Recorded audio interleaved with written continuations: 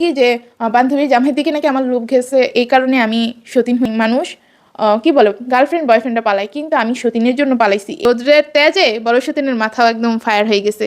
মানুষ প্রেগনেন্সি টাইমে নিজের মায়ের কাছ থেকে যেই যত্নটা পায় সেটা আমি বড় সতীনের কাছ থেকে পাইছি। এরপরে ওকে মানে মেসেজের উপরে মেসেজ দিতেছে, আর না হলে 100 মেসেজ দিয়ে ফেলছি। পরে ওকে আমি ফোন দেই। ওর পরে বড় সতীনকে এসে বলে যে দেখো মা, এরকম তোমার মাথায় কেন আসে। আধা ঘন্টার মধ্যে আমি 6 বার বমি করছি। সরস্বতী অনেক স্যাক্রিফাইস করছে ও, কিন্তু তখন। আসসালামু আলাইকুম everyone, welcome back to my another new video. তো আমার আজকের ভিডিওটা একটু বড় হবে। আমি শর্টসে বলে দিছি যে আমি বড় সতীনের জন্য একটা ভিডিও বানাবো। বলতে পারেন যে ওকে আমি শেষবারের মতো বুঝাবো এই ভিডিওটার মাধ্যমে।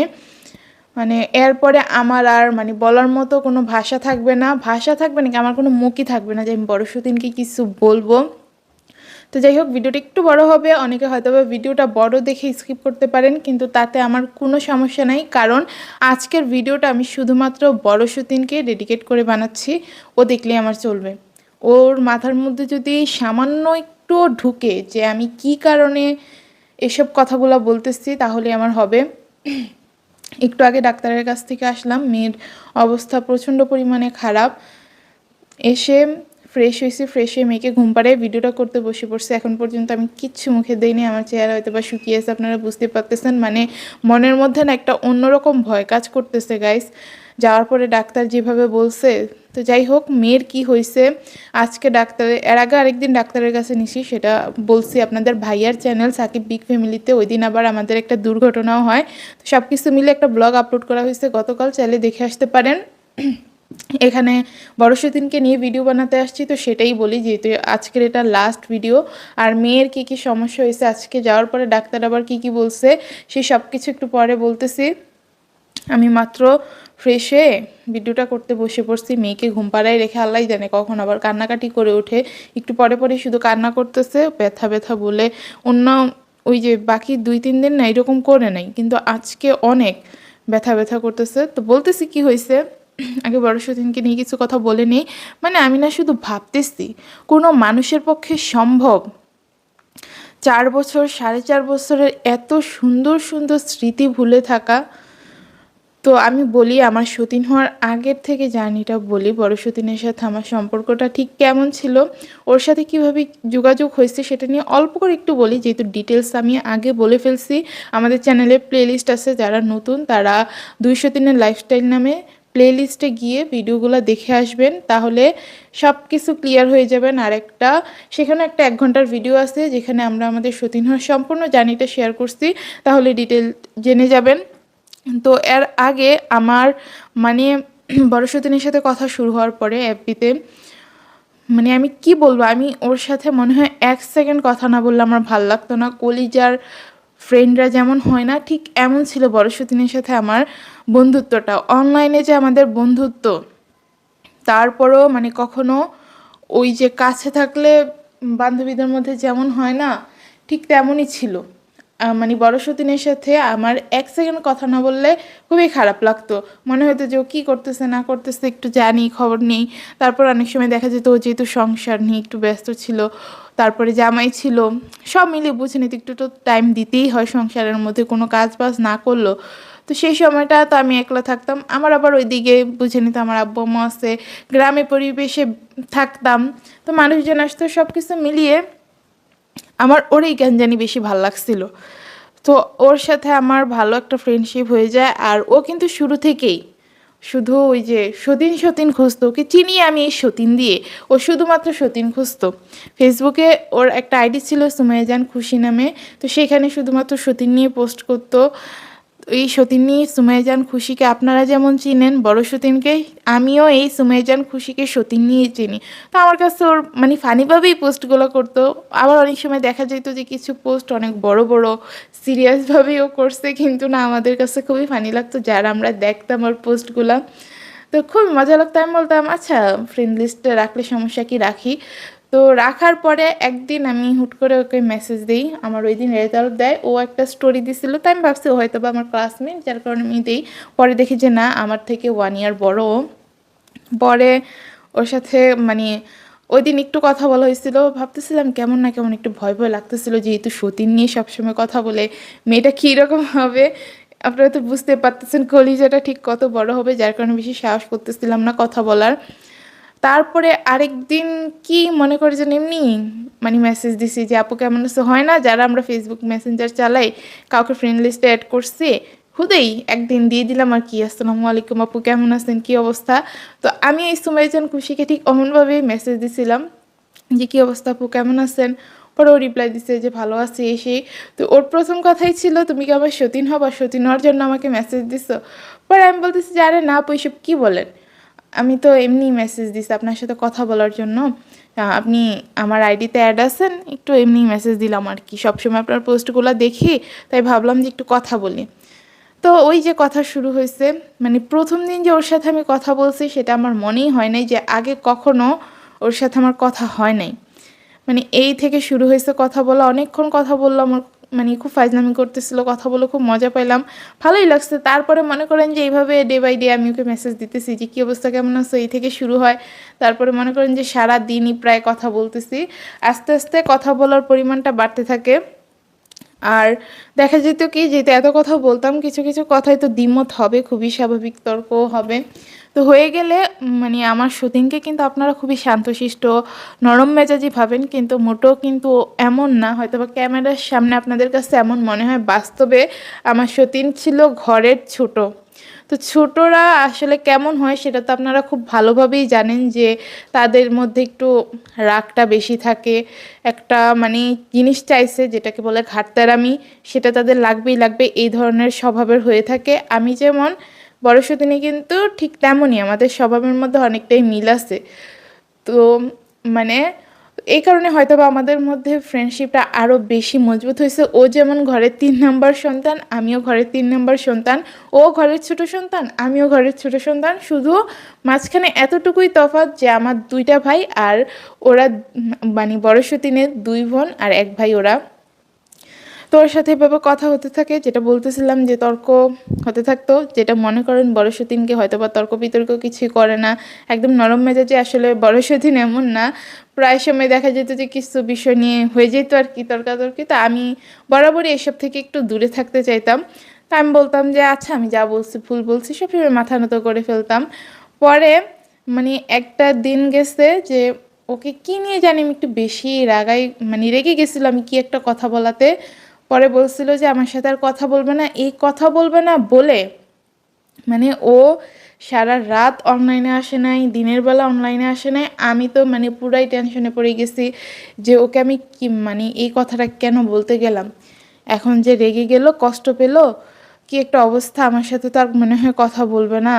আমি একটা বেস্ট ফ্রেন্ড পাইলাম, সেটাকেও হারাই ফেললাম, জীবনে তো কারোর সাথে বন্ধুত্ব করি নাই, ফার্স্ট টাইম আমি বড় সতীনের সাথে মানে আমার সতীন সুমাইজান খুশির সাথেই ফ্রেন্ডশিপ করছিলাম। তো গাইস আমি যেটা বলতেছিলাম, ও যেহেতু আমার লাইফের ফার্স্ট বেস্ট ফ্রেন্ড ছিল, তাই ওর প্রতি আমার সব কিছু একটু অন্যরকম ছিল, ওর সাথে আমার কথা বলেও ভালো লাগতো, সব কিছু। যে বললাম না অনলাইনে যে ফ্রেন্ডশিপটা হয়েছে সেটা কখনো মনেই হতো না, দুইজনকে দুইজনের এত আপন মনে হইতো। মানে পরে ও এতক্ষণ ধরে অনলাইনে নাই, কোনো কথা নাই, আমি তো পুরো পাগল হয়ে যেতেছিলাম, মানে এত রাগ করছে আমার একটা কথা নিয়ে, নর্মাল একটা কথা নিয়ে প্রচণ্ড। এখন যেমন রাগ করে না, নর্মাল একটা বিষয় নিয়ে রাগ করে মুখ ফুলিয়ে বসে আছে, তারপর বাবার বাড়িতে গিয়ে বসে আছে কিছু সিম্পল জিনিস নিয়ে। আপনারা এগুলাকে অনেক বেশি মানে গভীরে নিয়ে যেতেছেন বিষয়গুলা, কিন্তু আসলে বিষয়গুলো একদমই নর্মাল। আগেও ঠিক এমন করতো, সতীন হওয়ার আগেও ওর সাথে যখন আমার কথা হইতো কিছু সিম্পল সিম্পল জিনিস নিয়ে রাগ করে মনে করেন যে সারা দিন রাত কোনো কথা বলতো না আমার সাথে। তো পরে আমি তো পুরো পাগল হয়ে গেছি, এরপরে ওকে মানে মেসেজের উপরে মেসেজ দিতেছে, আর না হলো 100 মেসেজ দিয়ে ফেলছি, কোনো মানে সিন করার কোনো নাম নেই, কিন্তু মেসেজটা না যাইতেছে। মেসেঞ্জারে তো আবার একটা জিনিস ভালো বোঝা যায় যে দাগটা দেখলে, তো সেখানে দেখতেছে কি মেসেজ যাইতেছে কিন্তু ও সিন করতেছে না, নোটিফিকেশন হয়তো আমার মেসেজগুলো দেখতেছে। পরে আমি বুঝতে পারছি যে ওর রাগটা একটু বেশি। পরে ওকে আমি ফোন দেই, ওর ফোন নাম্বার আবার আমার কাছে ছিল। তো ফোন দেওয়ার পরে দেখি যে নর্মালি কথা বলতেছে। পরে আমি বলতেছি তুমি অনলাইনে আসো নাই কেন? পরে বলতেছি এমনি আমার ভালো লাগে না, এই কারণে আমি অনলাইনে আসি নাই। পরে আমি বলতেছি কি তোমার ভালো লাগে না অনলাইনে আসো নাই, তা আমাকে বলবা না? তুমি তো আমার সাথে রাগ করে গেছিলাম রাতের বেলা অনলাইন থেকে বের হয়ে গেলা, বললা যে আর কথা বলবো না, এই কারণে তো আমি ভয় পাইছি। আবার মেসেজ যাইতেছে, তুমি আমাকে কোনো মেসেজের রিপ্লাই দিতেছো না।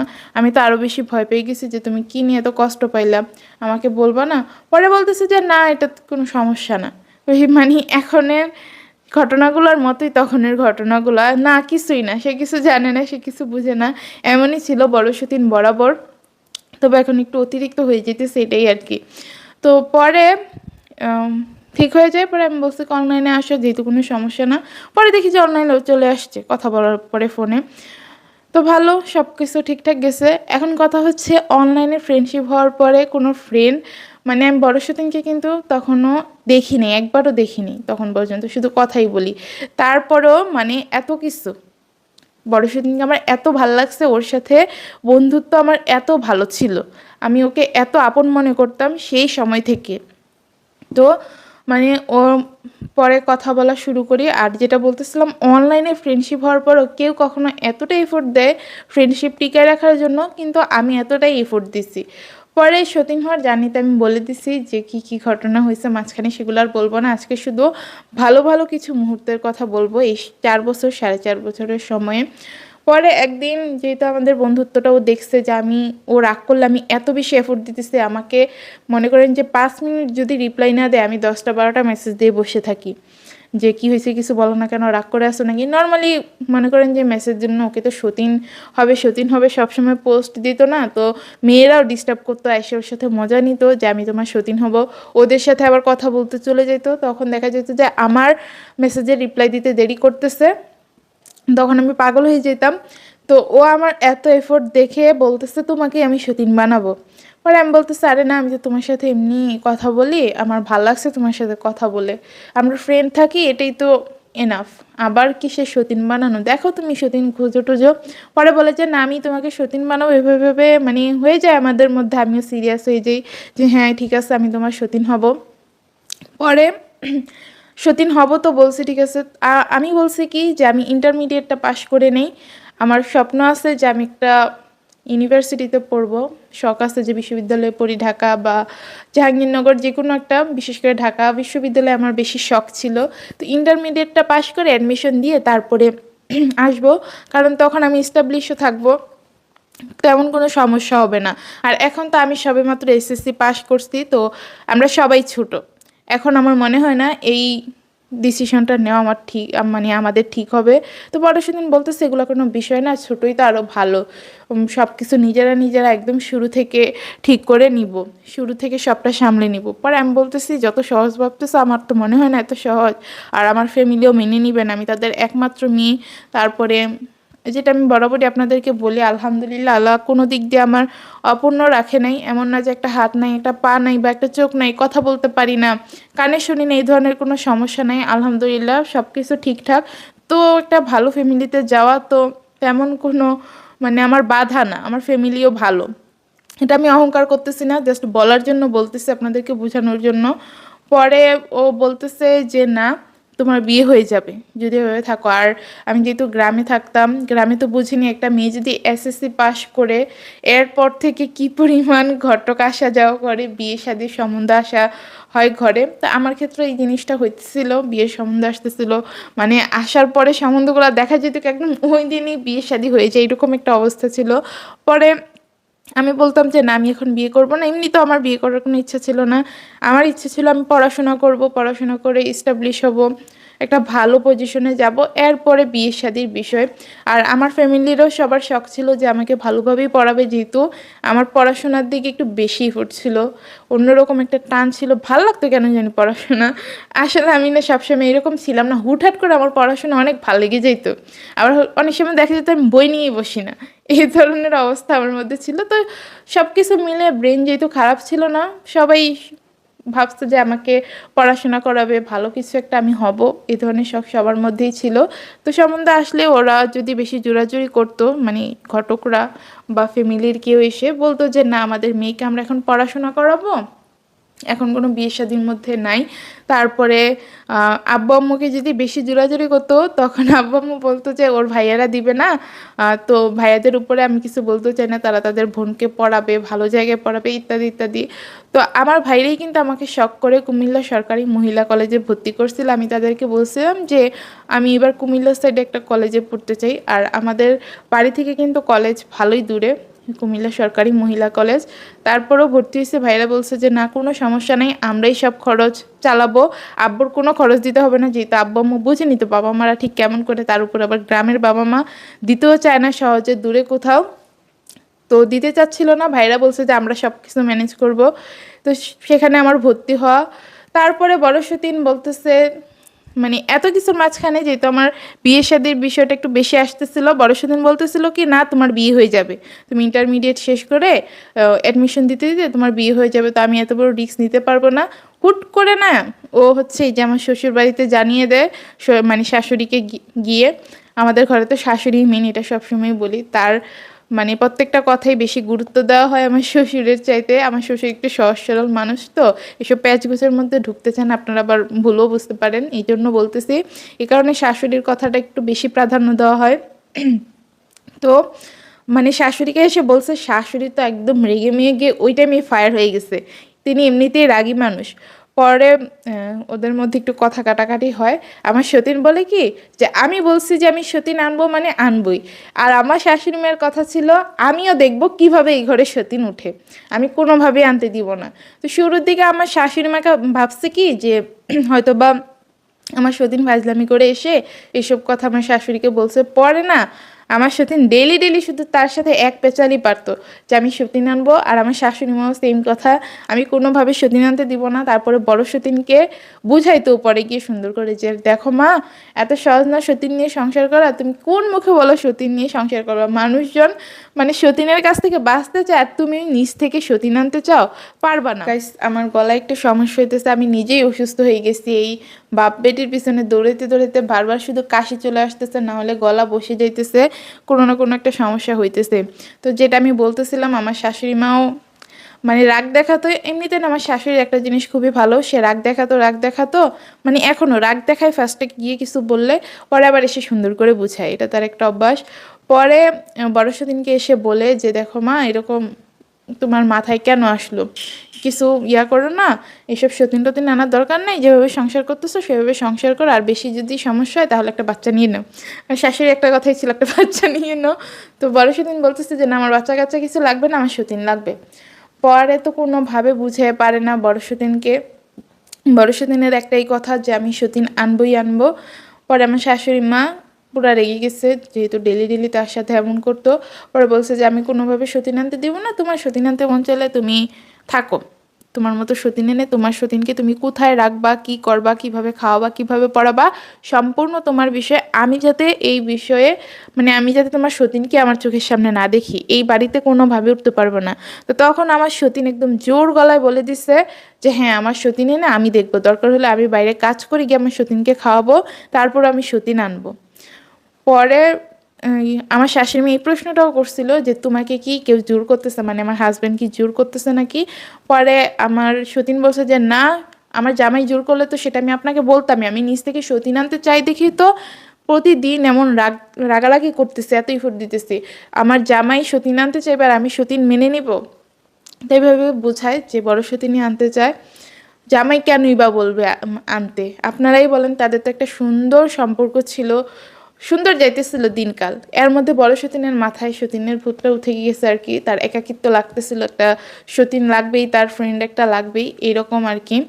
পরে মানে ঘরে যে কি পরিমাণ যুদ্ধ করছে বড় সতীন শুধুমাত্র আমাকে আনার জন্য, খাওয়া দাওয়া পুরাপুরি বন্ধ করে দিছে। শাশুড়ি মার সাথে যেদিন থেকে কথা কাটাকাটি হয় সেদিন থেকে একদম খাওয়া দাওয়া মানে অনেকটা কমাই দিছে। পরে আমাকে আনার 2 দিন আগে পুরোপুরি ওর খাওয়া বন্ধ, শুধুমাত্র মনে হয় পানিটা একটু খাইছিল, এই বাদে আর কিচ্ছু খায়নি। আমি একদম সত্যি কথা বলতেছি গাইস, একদম সত্যি কথা, বড় সতীন টানা 2 দিন কিচ্ছু খায় নাই। তো আমাকে সেদিকে আবার বলতেছিল এসব এসব কথা যে আমি ঘরে এগুলো এগুলো করছি, তো সে আমার বেস্ট ফ্রেন্ড এত কষ্ট করতেছে, আমার তো এই জিনিসটা নিয়ে খারাপ লাগবেই। আপনারাই বলেন, আপনার বেস্ট ফ্রেন্ড আপনার জন্য এত কষ্ট করতেছে, তো সেখানে কি আপনার খারাপ লাগাটা স্বাভাবিক না? আপনারা আমাকে বলেন কি যে তোমার ফ্রেন্ডের প্রতি তোমার এত দরদ এত ভালোবাসা, এটার জন্য কি সতীন হতে হয় নাকি? তো সতীন তো আমি আর জোর করে হই নাই। অনেকে আবার বলে কি যে বান্ধবীর জামাইয়ের দিকে নাকি আমার লোভ ঘেছে, এই কারণে আমি সতীন হয়েছি। এমন কিছুই না। বড় সতীন যে কি পরিমাণ জোর জবরদস্তি করছে এই সতীন আনার জন্য, শুধুমাত্র আমাকে সতীন বানিয়ে আনবে বলে, আমি আপনাদেরকে যদি এখন দেখাইতে পারতাম না ওই জিনিসগুলা, আপনারা নিজেরাই অবাক হয়ে যেতেন। বলতেছি দেখে আপনাদের কাছে অবাক লাগতেছে, আর যখন দেখতেন কি করতেন আমি আসলে জানি না। যেই শুনে আমাদের সতীন হওয়ার গল্পটা, তারই মাথা ঘুরে যায়, যেগুলো কি বলে, আসলেই কি এই ধরনের কিছু সম্ভব? তো ও যেহেতু আমার বেস্ট ফ্রেন্ড ছিল, আমাকে বলতো যে আমি না খেয়ে আসছি এটা সেটা। তো আমার কাছে খুবই খারাপ লাগতো। আমি বলতাম যে এই একটা সতীন আনার জন্য এরকম করতে হয়? তুমি এই ধরনের পাগলামিগুলো কেন শুরু করছো? প্লিজ এগুলা কিছু করো না। আমি হব তোমার সতীন, তোমার আরেকটু ধৈর্য ধরো, এত তাড়াহুড়া করার কি আছে? পরে ও বলে কি যে না, এখন যেহেতু আমি ঘরে বলে ফেলছি, ঘরে একটা অন্যরকম পরিবেশ তৈরি করে ফেলছি, এখন যদি তুমি সতীন হয়ে না আসো তাহলে আর কখনোই আমার সতীন আনা হবে না, তোমাকে সতীন বানানো হবে না আমার। তো পরে আমি বললাম কি, তোমাকে কে বলছিল এই টাইমে এসে এই ঝামেলাটা করতে? আমি তো বলছি যে আমি ইন্টারমিডিয়েট শেষ করে ভার্সিটিতে ভর্তি হব, তখন তোমার সতীন হব, কারণ তখন আমরা একটু বড় হয়ে যাব, তারপর আমি ভার্সিটিতে পড়বো, জামাই পড়বে, তুমি পড়াশোনা করবা, সব কিছু মিলে সবার একটা অন্যরকম দাপট থাকবে, কারোর দিকে আর ফিরেও তাকাতে হবে না। কিন্তু এখন আমরা ছোট, এখন আমরা চাইলেই অনেক কিছু করতে পারবো না, কিছু কিছু প্রতিবন্ধকতা অবশ্যই আমাদের মধ্যে থাকবে। তো তাও বড় সেদিন মানে নাই, এই দিনের পর দিন চালাই যেতেছিল। একদিন হুট করে বাড়ি থেকে বের হয়ে যায়, রাতের 2টা বাজে, আমার শাশুড়ি মেয়ের সাথে রাগারাগি করে। আর আমি তো ওর সাথে তখন 24 ঘন্টায় মনে করেন যে কানেক্টেড, আমি নিজেও ঠিকভাবে ঘুমাতাম না, শুধু ওকে মেসেজ দিতাম, ও কতক্ষণে আমাকে রিপ্লাই দিবে সেই চিন্তায় থাকতাম, যেহেতু এদিক দিয়ে একটা ঝামেলা চলতেছে। তো পরে ও হচ্ছে একদিন রাতের 2টা বাজে বের হয়ে যায়, পরে বের হওয়ার পরে আমাকে মেসেজ করে যে আমি বাড়ি থেকে বের হয়ে গেছি। আমি তো শুনে পুরা, কি বলবো, মনে হয় যে পায়ের নিচে মাটি নেই। আমি বলি কি বলতেছো, বাড়ি থেকে বের হয়ে গেছো মানে? বাড়ি থেকে বের হয়েছো কেন, তোমাকে কি বের করে দিছে ইত্যাদি জিজ্ঞেস করতেছিলাম। পরে বলে কি না, আমাকে বের করে নাই, আমি বলছি যে সতীন নেই, আমি আমার মতো থাকবো, আপনার বাড়িতে থাকতে না দিলে আমি এই বাড়িতে থাকবো না, এসব কথা বলে বের হয়ে গেছি। পরে আমি বলতেছি কি তুমি এই রাতের বেলা একলা একলা কই এসছো? পরে বলতেছি কি আমি একলা না, আমার সাথে জামাইও বের হয়েছে, জামাইকে আর তার বউকে একলা ছাড়বে, যেহেতু তাদের মধ্যে ভালোবাসা অনেক, তো কখনোই সম্ভব না। জামাইও অনেক বোঝানোর চেষ্টা করছে, যেটা আমি শুনছি আর কি, আমি তো আর দেখি নাই কিছু, যে তোমার সতীন আনার দরকার নাই, তুমি মেনে নিতে পারবা না, কেন আমাদের সুন্দর সম্পর্কর মাঝখানে আরেকজনকে আনতে চাইতেছো, তোমার সমস্যা কি? অনেকভাবে বোঝানোর চেষ্টা করছে ঘরের সবাই। তো আপনাদের ভাইয়া পরবর্তীতে যেমন মানে কোনোভাবেই যখন পারতেছে না, তখন মনে করেন যে বড় সতীনের পাশে ছিল। ও যেহেতু অনেক পাগলামি করতেছে, আর রাতের 2টা বাজে একটা মানুষ ঘর থেকে বের হয়ে যেতেছে, মেয়ে মানুষ, তাকে তো একজন জামাইয়ের পক্ষে কোনোভাবেই সম্ভব না যে একলা একলা ছেড়ে দিবে। পরে জামাইও তার সাথে যায়। পরে ওরা কি করছে, এখানে আর থাকে নাই, একদম ঘাটে চলে গেছে, সেই রাতের বেলা ঘাটে গিয়ে বসে আছে আর মশার কামড় খাইতেছিল। আর মজার কথা কি জানেন, এত কিছুর মাঝখানে বড় সতীন কি করছে, ও মশা মেরে মেরে সবগুলো মশা এক জায়গায় জমাইছে, জমাইয়ে সেই ছবি আবার আমার কাছে পাঠায়। পাঠায় কি বলে জানেন, যে তোমাকে সতীন বানানোর জন্য আমি কত কষ্ট করতেছি দেখছো, এখানে বসে বসে এতগুলো মশা মারছি, যদি এগুলো আমাকে কামড় দিত কি অবস্থা হইতো, তাও তুমি আমার সতীন হইতে আসো না। মানে বুঝেন, একটা মানুষ যদি এত পাগলামি করে, তাহলে কি আপনি তার জন্য এইটুকু করতে পারবেন না, তার সতীন হতে পারবেন না? কেউ তো করে নাই কখনো আপনার জন্য, কিন্তু আমার জন্য তো করছে, এই কারণে আমি সতীন হয়েছি। তো এই কারণে না আপনাদের এত এত বাজে কথা আমার গায়ে লাগে না, কারণ বড় সতীন আমার জন্য কতটা এফোর্ট দিছে এই সংসারে আনার জন্য, সেটা একমাত্র আমি জানি। ও কি কি করে আমাকে এই সংসারে আনছে, কতটা কষ্ট করে এই সংসারে আনছে, যার কারণে ও চলে যাওয়ার পরও আমি এটা সেটা বলতেছি শুধুমাত্র ওকে আনার জন্য। ও কিছু বলুক, ও আবার ফিরে আসুক, শুধুমাত্র এইসব কারণেই আমি এত কিছু করতেছি, কারণ মানে এত সুন্দর একটা সম্পর্ক এইভাবে কোনোভাবেই ভেঙে যেতে পারে না, এটা আমি কোনোভাবেই মেনে নিতে পারবো না। তো গেল, এগুলো তো আমি আসার আগের ঘটনা বলতেছি, এখনো পর্যন্ত পরের কাহিনী শুরু করিনি। পরে বলতেছে কি তোমাকে আসতেই হবে কালকে, তুমি কাল কলেজে আসবে না, কলেজ থেকে ডিরেক্ট চলে আসবা। আমি তো মনে করেন যে কলিজা কামড় দিয়ে ফেলছে, কি বলে এইগুলা? আমি বলতেছি আমার পক্ষে সম্ভব না, যদি কোনোভাবে আমার বড় ভাইকে আমি সবচেয়ে বেশি ভয় পাই, এখনো ভয় পাই, যদিও বা কথা হয় না, কিন্তু তাও মনের মধ্যে একটা ভয় কাজ করি, যদি কখনো সামনে পড়ে আমি মনে হয় না চোখে চোখ তুলে মানে তাকাতে পারবো। তো তখন আমি বলতেছিলাম আমার বড় ভাইয়া যদি পায় খবর আছে, আমাকে আর জিন্দা রাখবে না। পরে বলতেছে কিছু হবে না, ধরতে পারবে না, আমি সব কিছু ম্যানেজ দিয়ে ফেলবো। পরে আমি শুধু নানাই করতেছিলাম, এমনকি আসার আগে পর্যন্ত আমি নানা করতেছিলাম। যখন এসে বড় সতীনের সাথে আমার দেখা হয় প্রথমবারের মতো, তখনও বলতেছিলাম যে তুমি কি আসলেই সতীন বানাতে চাও, নাহলে আমি আমার বাড়িতে আবার ফিরে যাই, এই একটু সময়ের মধ্যে তেমন কিছুই হবে না, আমি আমার বাড়িতে ফিরে যাই, কিছু একটা বলে কাটাই দিব না। পরে বড় সতীন বলতেছে কি না তুমি এটা কি বলতেছো, তুমি আসছো আবার চলে যাবো, মানে আমি তোমাকে সতীন বানাবো, মানে বানাবোই। তখনও বড় সতীন এই কথা বলতেছে। তো এরপরে আবার ওর চোখ মুখের ভাষায় অন্যরকম ছিল।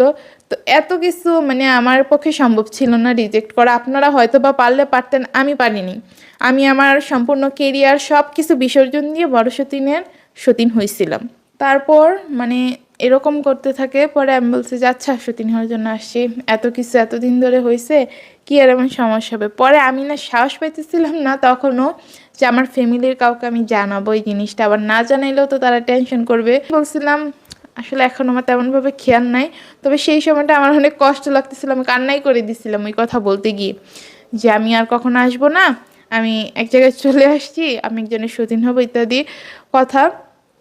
পরে আম্মু বলতেছে কি বলস না বলস, ধুর আমার সাথে মজা করস নাকি, তাড়াতাড়ি বাসায় আয়, তোর কলেজ ছুটি হয়ে গেছে না। পরে আমি বলতেছি না আমি আসবো না। পরে আম্মু মনে হয় কান্না করে দিছিল, তো সেটা দেখে আমি ফোন কেটে দিয়েছিলাম, কেটে ফোন বন্ধ করে দিই। তো এটা নিয়ে আমি আর এখন ডিটেল কিছু বলতে চাই না, আমি তো বলছি আগেই বলে দিছি, এখন শুধু সুন্দর সুন্দর মুহূর্তগুলোর কথা বলবো। একজনের আরেকজনের জন্য যে কি পরিমাণ স্যাক্রিফাইস এই সম্পর্কটার মধ্যে, সেটা আপনাদেরকে না বললে কখনো বুঝবেন না। আসলে আমি আপনাদেরকে না, আমি বড় সতীনকে বলতেছি, সবসময় যে আপনাদের বলি তো যার কারণে মানে কথাটা চলে আসতেছে। আসলে আমি বড় সতীনকে বলতেছি যে তুমি এত কিছু কিভাবে ভুলতে পারো, আমি তো এখন পর্যন্ত ভুলতে পারিনি, মানুষজন আমাকে এত খারাপ বলে, খারাপ ব্যবহার না হয় আমি করছি তোমার সাথে, প্রত্যেকটা জিনিস আমি করছি, কিন্তু আমি আজ পর্যন্ত সেই স্মৃতিগুলো ভুলতে পারিনি, প্রত্যেকটা জিনিসই আমার মাথায় আছে। তো আমার ফ্যামিলি ছেড়ে আমি চলে আসছি, আমি এমনকি কোথাও গিয়ে একদিন যদি বেড়াইতেও যাইতাম, তখন আমার বাড়ির জন্য আমার কষ্ট হইতো, সেই আমি আমার সব কিছু ছেড়ে, আমার আব্বু আম্মু অসুস্থ, আব্বু আম্মু, শুধু আব্বু আম্মু না, আমার আব্বু আম্মু অনেক অসুস্থ, তো তাদেরকে ছেড়ে ভাইদেরকে ছেড়ে আমি চলে আসছি। তো এই ক্ষেত্রে কতটা স্যাক্রিফাইস এই সতীন হওয়ার জন্য। মানুষ মানে মানুষ কি বলে গার্লফ্রেন্ড বয়ফ্রেন্ডরা পালায়, কিন্তু আমি সতীনের জন্য পালাইছি, এই স্যাক্রিফাইস কেউ জীবনেও করে না যেটা আমি করছি। তো আমার মধ্যে কতটা খারাপ লাগা কাজ করে সেটা তো আর আপনারা বুঝবেন না। আমি বড় সতীনকে কখনোই আমি সতীনের চোখে দেখি নাই, আমি সবসময় আমার নিজের আপন একটা বড় বোনের মতো দেখছি। আমার যেহেতু কোনো বোন ছিল না, আমি বড় সতীনকে সবসময় সেই জায়গাটাই দিছি যে আল্লাহ আমাকে একটা বোন দিছে, এমনিতে রক্তের বোন দেয় নাই, কিন্তু আত্মার একটা বোন দিছে আমাকে, যে মানে সবসময় আমার কেয়ার করবে, আমরা সবসময় একসাথে থাকতে পারবো। এমনি বোনদের ক্ষেত্রে দেখা যায় কি বিয়ে শাদির পরে আলাদা হয়ে যায়, যে যার সংসার নিয়ে হয়ে যায় এক মনে আর কি। তারপরে কি হয়, বিয়ে হয়ে যাওয়ার পর বোনেরা বোনেরা মনে করেন যে একটা হিংসা কাজ করে, কে কার থেকে বেশি দেখাবে, কার জামাইয়ের কার থেকে বেশি টাকা পয়সা এইসব দেখাবে। কিন্তু আমরা যেহেতু সতীন হব, আমাদের মধ্যে সেই জিনিসটা কাজ করবে না, সেটাও কিন্তু আমার মাথায় ছিল। তো পরে আর কি আমরা সতীন হই, সতীন হওয়ার পরে আমি আমার ফ্যামিলির সাথে টানা 9 মাস কথা বলি নাই। তারপরে আমি সতীন হতে আসার 17 দিন পরে আমার আব্বু আমার সুখে লাইফ সাপোর্টে ভর্তি ছিল। আমি মানে ফোন দিয়ে আমার ভাই কান্না করে আমাকে বলতেছিল, আম্মু কান্না করতেছিল যে তোর আব্বু অনেক অসুস্থ, লাইফ সাপোর্টে আছে, তোকে খুঁজতেছে। তো ডাক্তার বলছে যে এটা কাকে খুঁজতেছে, তাকে আপনারা আনেন না কেন এখনো, তাকে আনেন। পরে আমাকে বলছে যাওয়ার জন্য। পরে আমি এটা নিয়ে আসলে আগেও ডিটেলস বলছি, একই কথা হয়ে যেতেছে, অনেকের কাছে হয়তো বা বিরক্ত লাগবে, কিন্তু না বলেও উপায় নেই, কিছুটা হইলেও বলতে হবে। পরে আমার মাথায় ঢুকলো কি আমি যদি এখন যাই এত সহজে তো ছাড়া পাবো না, ছাড়া পাবো না মানে কি, আমি তো কোনোভাবেই ছাড়া পাবো না। আর বড় সতীন জামাই ওদের তো সমস্যা একদম মাস্ট হবে, এমনি এমনি কোনোভাবেই ছাড়া পাবে না। একটা মেয়ে কোথায় গেল, এতদিন কোথায় ছিল, সেই সব কিছু তো খুঁটিয়ে খুঁটিয়ে দেখবে, তখন বড় সতীন আর জামাইয়ের অনেক বড় সমস্যা হয়ে যাবে, ওদের পুরা জীবন নিয়ে একটা টান মারবে আমি যদি এখন চলে যাই। তো আমি হচ্ছে সেই সাহস করে মানে আমার সেই অসুস্থ বাবাকেও আমি দেখতে যাইনি। সেদিন যদি আমার আব্বুর কিছু হয়ে যেত, আমি আমার মনকে কিভাবে বুঝ দিতাম, এর থেকে বড় স্যাক্রিফাইস আর কি হতে পারে? আপনারা বলেন কি যে আমি নাকি সবসময় আমার স্যাক্রিফাইসের কথা বলি। আপনি আমার স্যাক্রিফাইসটা জাস্ট দেখেন, আমি কি কি স্যাক্রিফাইস করছি আপনারা তো জানেনই না। আর সব কিছু ক্যামেরার সামনে এসে বলা সম্ভবও না। আর বললেও তো অত নিখুঁতভাবে বলা যায় না। যেটা মানে হয়, সামনাসামনি হয়, সেটা তো এত নিখুঁতভাবে বলা যায়ও না ভিডিওতে। তো আমি সেই আমার বাবাকে আমি কিন্তু সবসময় একটা কথা বলি, এখানে আসার পরও সবসময় আমি একটা কথাই বলতাম যে আমি আমার আব্বুকে অনেক মিস করতেছি। হ্যাঁ, আম্মুকেও মিস করতেছি, কিন্তু আব্বুকে একটু বেশি মিস করতেছি। যেহেতু আমরা মেয়েদের বাবার প্রতি ভালোবাসাই অন্যরকম। তো সবসময় বলতাম যে আমি আমার আব্বুকে অনেক মিস করতেছি, আমার আব্বু অনেক অসুস্থ ছিল। আর একটা কথা আমি সবসময় বলি যে আমি আমার আব্বুকে বেশি ভালোবাসি। এই কথাটা সবসময় আমার মুখে লেগে থাকতো যে আমি আমার আব্বুকে বেশি ভালোবাসি। তো সেই সব কিছু মানে আমার অসুস্থ আব্বু লাইফ সাপোর্টে ভর্তি, তাকে পর্যন্ত আমি দেখতে চাইনি। মানে এই স্যাক্রিফাইসটার কথাই জাস্ট চিন্তা করেন, অন্য সব কিছু বাদ দিয়ে দেন, এক সাইডে রাখেন। আর এই স্যাক্রিফাইসটা এক সাইডে রাখেন শুধুমাত্র সতীন হয়ে টিকে থাকার জন্য। এমন না যে জামাইয়ের সাথে সংসার করার জন্য একটা ছেলের সাথে আমি ভেগে গেছি, ওই ছেলের সাথে সংসার করার জন্য আমি এমন করতেছি। শুধুমাত্র সতীন হয়ে টিকে থাকার জন্য, আমাদের সতীনের সম্পর্কটা আজীবন যাতে থাকে, এই কারণে আমি এতটা লড়াই করছি। দুপুরে আমি যাই না, যেহেতু আমার খারাপ লাগতেছিল আমার আব্বু অসুস্থ এই কথাটা শুনে। আব্বু আগে থেকে অসুস্থ ছিল, তো আমি আসার পরে বেশি অসুস্থ হয়ে যায়, যার কারণে লাইফ সাপোর্টে রাখতে হয়। পরে আমি যাই নাই, এমনকি কথা বলা বন্ধ করে দিই, কারণ গেলেই মানে কথা শুনলে আমার অনেক বেশি কষ্ট লাগবে যে আব্বু অসুস্থ। তবে মনের মধ্যে একটা বিশ্বাস ছিল যে না, আমার আব্বুর কিছু হবে না, আব্বু সুস্থ হয়ে যাবে। তো কথা বলি নাই, সেই যে কথা বলা বন্ধ করছি। পরে টানা 9 মাস তাদের সাথে আমার কোনো কথা ছিল না। পরে আমাতুর হওয়ার আগে গিয়ে আব্বুকে আমি ফোন দিছিলাম, যেহেতু ডেলিভারি টাইম ছিল। বুঝতেই পারেন, বাঁচি মরি এরকম একটা অবস্থা থাকে ওই টাইমে। সবার মধ্যে ওই ভয়টা কাজ করে যে বাঁচবো নাকি কিছু হয়ে যাবে।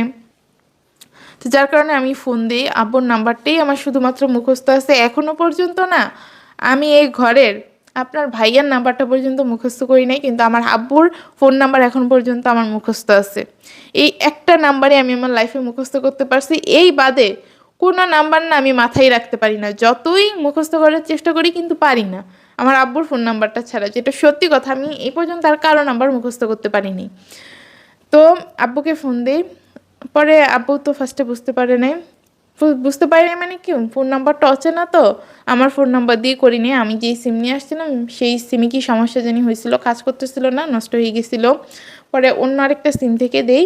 পরে প্রথমবার ধরে নেই ফোন, যেহেতু অপরিচিত নাম্বার। পরে ধরে তো কথা বলার সাথে সাথে আব্বু বুঝে ফেলছে যে আমি। পরে বলতেছি কি এতদিনে সময় হলো কথা বলার। এবার আব্বু কোথায় জানি যাইতেছিল, পরে আমাকে আবার ফোন দেয়। তো তখন থেকে আব্বুর সাথে হচ্ছে একটু একটু কথা বলা হয় ওই ডেলিভারির আগের টাইম থেকে। কিন্তু মানে আব্বু আম্মুকে বলছে, আম্মু কখনো যোগাযোগ করে নাই, কিন্তু আব্বু ঠিকই ফোন দিয়ে দিয়ে যোগাযোগ করতো, কোথায় কি সে আসবে ইত্যাদি অনেক কিছু। মানে আসার কথাও যে বলবো সেটা নিয়েও ভয় লাগতেছিল, আব্বু যে আসতে চায়। বলতাম যে আচ্ছা এখন না, পরে আর কয়েকদিন পরে এসো, কিছু কিছু বলে কাটাই দিতাম আর কি। সবসময় শুধু জিজ্ঞেস করতো যে তুই কই আসোস কই আসোস। তো বলতে চাইতাম না, একটা ভয় কাজ করতো যদি এসে আবার কোনো ধরনের কোনো ঝামেলা করে। এমনকি আমি জিজ্ঞেসও করতাম আব্বুকে যে তুমি কি এখানে এসে কোনো ঝামেলা করার প্ল্যান করতেছো নাকি, তাহলে কিন্তু আমি ঠিকানা বলবো না যে আমি কোথায় আছি। পরে বলতেছে কি আচ্ছা ঠিক আছে, আমি কোনো ঝামেলা করবো না। আমি কি ঝামেলা করবো, তোর মন চাইছে তুই বিয়ে বসছস, তুই সংসার করতেছস, এটাতে তো আমার মানে কিছু বলার নেই। তো তখনও আমার ফ্যামিলি জানে না যে আমি সতীন নিয়ে সংসার করি। আমার ফ্যামিলি জানে যে আমি হয়তো বা, জানে মানে কি, তারা তো জানেই না যে আমি কার সাথে গেছি, যেটা সত্যি কথা। আমি বলিই নাই, তাদের সাথে আমার ঠিকমতো কথাই হয় না এখানে আসার পরে। ভয়ে ভয়ে কথা বলতাম একটু একটু, পরে আবার ফোন রেখে দিতাম, সিম অফ করে দিতাম। অনেক কিছু করছি, অনেক স্যাক্রিফাইস আমাদের এই সম্পর্কের মধ্যে 4 বছরের, ধরতে গেলে 4.5 বছরই। বিয়ের আগেও তো আরও কথা হয়েছে বড় সতীনের সাথে আমার। পরে কি হলো, মানে আসলে কথা গুলাই যেতেছে, অনেক কথা তো। মানে ফ্যামিলির সাথে কথা বলতাম না। তো ওরা জানে না যে আমার সতীন আছে, কিন্তু এটা জানে যে আমি একটা কোনো মেয়ের মাধ্যমে বাড়ি থেকে বের হয়েছি, শুধু এইটুকুই জানে, এর বাইরে আর কিছু জানে না। কিন্তু সেই মেয়েটা যে আমার সতীন ওইটা আমার ফ্যামিলি আসলে জানে না, তাদের ধারণার বাইরে ছিল এই বিষয়টা। সতীন আছে বিষয়টা জানার পরে আমার আব্বু আমাকে অনেকবার চলে যাওয়ার কথা বলে, কিন্তু আমি না কেন জানি সংসারটা ছেড়ে যেতে পারি। আবার তখন আমার আব্বু অসুস্থ হয়ে যায়, সেটাও আমি তোয়াক্কা করি নাই, কারণ আমি সংসার ছেড়ে যেতে পারবো না। আমি এখানে একটা সংসার সাজাই নিছি, আমার পক্ষে সম্ভব না যে নতুন করে আবার শুরু করবো। আমি ওই ধরনের মেয়ে না। আমি অনেক ভাবনা চিন্তা করে এই সংসারে আসছি, বড় সতীনের সাথে আমার বন্ডিং ভালো, কথাবার্তা সব কিছু ঠিকঠাক, তাহলে আমি কেন শুধু শুধু একটা সমস্যা করব, শুধু শুধু কেন সংসার ছেড়ে চলে যাবে? এটা আমার সংসার, আমাদের দুইজনের সংসার, বড় সতীন আমার দুইজনের সংসার, আমরা সুন্দরভাবে আছি, মিলেমিশে আছি, তাহলে কেন যাব? তো এই গেল। তারপরে আমার আব্বুর কয়েকদিন 1 মাসের মতো আমার সাথে কোনো কথা বলে না। এই কথা জানার পরে তারপরে আবার দেখি যে নিজেই ফোন দিচ্ছে, আবার নর্মাল কথা বলতো, পরে বলছে যে আমি আসবো, পরে আমি বলছি আসো, কোনো সমস্যা নেই, কিন্তু কোনো ঝামেলা করতে পারবে না। আমি বলে দিই, যদি ঝামেলা করার মতো কোনো ইচ্ছা থাকে তাহলে আমার বাড়িতে আসবে না, আমি বলে দিলাম। পরে বলতেছে যে না আমি কোনো ঝামেলা করবো না। পরে আসে, এসে 2 দিন মনে হয় থেকে গেছিলো প্রথমবার, পরে চলে যায়। তারপরে আমি বলছি যে কেমন কি লাগছে, বলছে যে না ভালো, এই সেই। আব্বু আর এটা নিয়ে কোনো পেঁচাপিচি করে নেই, বলতেছিল তোর সংসার তুই করবি, তুই যদি ভালোভাবে থাকতে পারোস তাহলে সমস্যা কি। পরে আমি বলতেছি এই তো বুঝছো যে আমার সংসার আমি সুন্দরভাবে থাকতে পারলে সমস্যা কি। তা আমি কিন্তু এই যে আমার বাবার বাড়ির সাথে যোগাযোগ ভালো হয়েছে, আপনাদের ভাইয়ের সাথে আমার সম্পর্ক ভালো না, তখন চাইলেই চলে যেতে পারতাম, কিন্তু আমি এই সংসারটাকে আমার আপন ভাবছি বলেই সংসারে আমি যত যাই হয়েছে খিচ মেরেছিলাম, সংসারটা আমি কন্টিনিউ করে গেছি, আমি কোথাও যাইনি। আমি চাইলে আমার বাবা যখন আসছে তখন চলে যেতে পারতাম, কিন্তু যাইনি। বেড়ানোর কথা বলে যেতেই পারতাম, এতদিন বাইরে আজান দিতেছিল, যার কারণে আমার ভিডিওটা কাট করে দিতে হয়। আর এই ফাঁকে মেয়েও ঘুম থেকে উঠে গেছে, তো ওকে বুঝাই শুনে রাখছি, বেশ ভালো টাইমই লেগে গেছে, এখন আমার ভিডিওটা করতে বসলাম। তো আমি যেটা বলতেছিলাম যে আমি কিন্তু তখন চাইলে আমার বাবার বাড়িতে চলে যেতে পারতাম, সুন্দর করে আমার কেরিয়ার সাজাতে পারতাম, সব কিছুই অনেক সুন্দরভাবে করতে পারতাম, কিন্তু সেটা আমি করি নাই। কেন করব? মানে আমি এত কিছু সহ্য করে রয়ে গেছি, এখন আমাকে আপনারা এত এত বাজে কথা বলতেছেন, সেটাকে আমার সহ্য হবে? আপনারাই বলেন। আপনার নিজের সহ্য হয়তো যে আপনি একটা সংসারে এত স্যাক্রিফাইস করছেন, কিন্তু মানুষজন এসে আপনাকে শুধু উল্টাপাল্টা উল্টাপাল্টা কথা বলেই যাচ্ছে একটার পর একটা, সেগুলো আপনার কয়দিন সহ্য হতো? আমি তো মানে বলতে বলতে এমন না যে আপনাদের কথাগুলো জবাব দিয়ে দিছি, মোটেই না। আমি যখন সহ্য করতে পারতেছি না, তার উপর বড় সতীন এমন কথাগুলো বলে গেছে, সেটা আমার মেনে নিতে কষ্ট হইতেছিল, তখন গিয়ে আমি এসবের উত্তর দিচ্ছি। এর আগে কিন্তু আমি কিছুই বলি নাই এগুলা নিয়ে। তো একটা মানুষের মানে ধৈর্য শক্তি বলতে একটা কথা আছে, একটা মানুষ কি বলবো কতক্ষণ ধৈর্য ধরে থাকতে পারে, তা আমি তো মানুষই, আমি কতক্ষণ ধৈর্য ধরে থাকতে পারবো? যার কারণে আমার একটু রাগারাগি করা হয়েছে। তার পরবর্তীতে আমি ক্ষমাও চাইছি। আজকে আমি আমার অডিয়েন্সের কাছেও ক্ষমা চাই, যাদের সাথে মানে আমি অনেক রাগারাগি করছি, উল্টাপাল্টা মানে কমেন্ট করছে দেখে। তো তাদের কাছে আমি ক্ষমা প্রার্থী। ইদানিং অনেক বেশি বিপদ যাইতেছে, অনেক বেশি, সবাই একটু দোয়া করবেন। তো যাই হোক, এরপরে আসি যে আমার আব্বু আসে, আমাকে অনেকবারই যাওয়ার কথা বলে, চলে যাওয়ার কথা সংসার ছেড়ে, কিন্তু আমি যাই নাই। সংসারটা ছেড়ে সংসারটা আঁকড়ে ধরেছিলাম, আমাদের মধ্যে সম্পর্ক ভালোই যাইতেছিল। পরে আমাদের পর আব্দুর আসে, তারপরে তো কি বলবো, সোনায় সোহাগা ধরতে গেলে এক ছেলে এক মেয়ে হয়ে গেছে। ওদের ভাই বোনের মধ্যে মাশাল্লাহ যত দিন যায় ভালোবাসা, কি বলবো, কোনো অংশে কম না কারোর প্রতি কারোর ভালোবাসা, অনেক ভালো ওদের মধ্যে সম্পর্কটা। আমরা যেমন 203 অনেক মিলেমিশে থাকি, আমাদের মধ্যে সম্পর্ক যেমন অনেক ভালো, আমাদের বাচ্চারাও ঠিক এমন কিভাবে যেন হয়ে গেছে, ওদের মধ্যে অনেক ভালোবাসা, মাশাল্লাহ মাশাল্লাহ, কারো নজর না লাগুক। পরে হইল এইভাবে চলে যাইতেছে, 1 বছর 2 বছর চলে গেল, আলহামদুলিল্লাহ। তখন আমরা নিচতলায় থাকি, এই সমস্ত কাহিনী কিন্তু নিচতলায় থাকার সময় কার। পরে আমার আব্বুর সাথে মানে কিছুদিন পরে পরেই মনে করেন যে আমার একটু কথা কাটাকাটি হয় এসব বিষয় নিয়ে, চলে যাওয়ার কথা বলে আমি চলে যাওয়ার কথা বলে রাগারাগি করি, সব কিছু মিলিয়ে। তো আমি কিন্তু যাইনি, চাইলেই চলে যাওয়া যেত। আপনারা যে বলেন আপনার বাবার বাড়ির সাথে নাকি আপনার যোগাযোগ হয় না, আবার নিজেই বলেন যে বাবার বাড়ির মানুষজন নাকি আপনাকে চলে যেতে বলে, কি বলেন নিজেই তো বুঝেন না। আরে ভাই, ওরা আমাকে চলে যাওয়ার কথা বলে, তখনই আমার মনে করেন যে তাদের সাথে একটা গ্যাঞ্জাম বাঁধে, এরপরেই কথা বলা বন্ধ থাকে। এটাই হচ্ছে তাদের সাথে আমার কথা বন্ধ হওয়ার এই একটা কারণ। তারপরে মনে করেন যে আমার আব্বু আবার কয়েকদিন পরে সে আমার সাথে কথা না বলে থাকতে পারে না, একটা মাত্র মেয়ে। আমি যেমন আমার আব্বুকে ভালোবাসি অনেক, আমার আব্বু সেম। তো আব্বু এসে কথা বলে আবার কয়েকদিন পরে পরে, এই হচ্ছে কথা তাদের সাথে কথা বন্ধ থাকার। যাওয়ার কথা উঠলে আমার মেজাজ গরম হয়ে যায়, তারপরে বেশি বেশি বেড়ানোর কথা বললে তখন আমার মেজাজ গরম হয়ে যায়। কারণ কি, বেড়াইতে যেতে বলে কিন্তু আমার জামাইকে যাওয়ার কথা বলে না, যে তুমি তোমার জামাইকে নিয়ে বেড়াইতে আসো এই কথা বলে না। তো মানে একটা মেয়েকে যদি এই জিনিসটা না বলে, সিম্পল কথাটা যে তুমি তোমার জামাইকে নিয়ে বেড়াইতে এসো, তাহলে ওই জায়গায় তো আমার হাজবেন্ডের সম্মানই নেই, আমার হাজব্যান্ডকে গণাই ধরে না, তাহলে আমি ওই জায়গায় কিভাবে যাই বলেন তো? এটাই হচ্ছে আমার মেজাজটা খারাপ হয়ে যায়, যে সবসময় আমাকে যাওয়ার কথা বলো কেন? আমার বাচ্চার বাবা কি যাবে না তার শ্বশুর বাড়িতে? যদি না পারো আমার জামাইকে মেনে নিতে, তাহলে আমাকেও মেনে নেওয়ার দরকার নেই, আমি ওই বাড়িতে কখনো যাব না।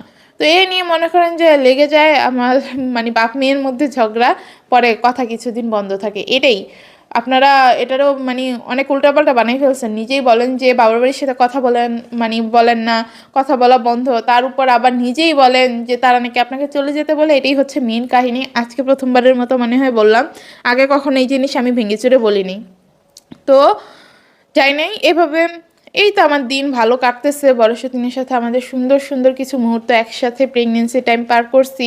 তারপরে কত গাইস, আবারও আজান শুরু হয়েছিল কোথা থেকে জানি, যার কারণে আমি ভিডিওটা কাট করে দিই। এখন আপনাদেরকে বলি, তো আমি সংসার চাইলে ছেড়ে যেতে পারতাম, কিন্তু যাই নাই। পরে আমাদের মধ্যে সব কিছু ঠিকঠাক, আব্বুর সাথে আমার ওই যে মনে করেন যেভাবেই কাটতে থাকে কথা বলার সময়টা, যেটা আপনাদেরকে বললাম।